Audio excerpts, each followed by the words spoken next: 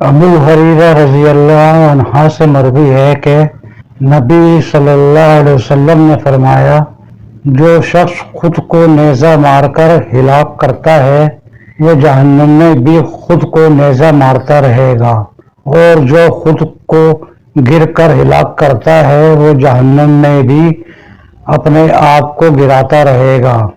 اور جو شخص خود کو گلا گھونٹ کر پھندا ڈال کر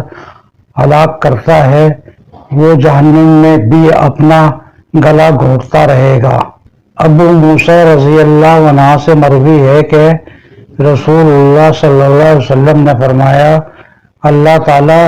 رات کے وقت اپنا ہاتھ کشادہ کرتا ہے تاکہ دن کا گناہ گار توبہ کر لے،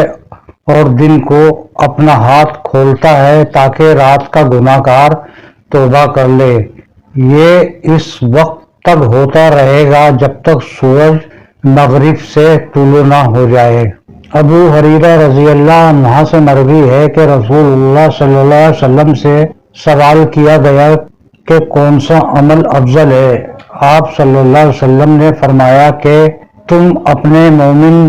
بھائی کو خوشی پہنچاؤ، یا اس کا قرض ادا کرو، یا اسے کھانا کھلاؤ۔ سہیل بن سعد رضی اللہ عنہ سے مروی ہے کہ رسول اللہ صلی اللہ علیہ وسلم نے فرمایا، چھوٹے چھوٹے معمولی اور حقیر سمجھنے والے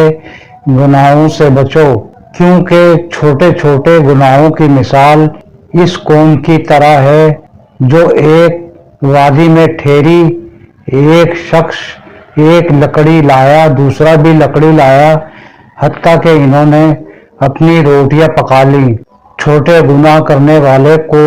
جب پکڑا جاتا ہے تو وہ گناہ اسے ہلاک کر دیتے ہیں۔ سیدنا عبداللہ بن عمر رضی اللہ عنہ سے روایت ہے کہ رسول اللہ صلی اللہ علیہ وسلم نے فرمایا، تم میں سے ہر آدمی پر قبر میں صبح و شام اس کا ٹھکانہ پیش کیا جاتا ہے، اگر وہ جنتی ہو تو اہل جنت کا، اور اگر وہ جہنمی ہے تو اہل جہنم کا، اور اس سے یہ بھی کہا جاتا ہے کہ قیامت کے روز جب تجھے اٹھایا جائے گا تو یہ تیرا ٹھکانہ ہوگا۔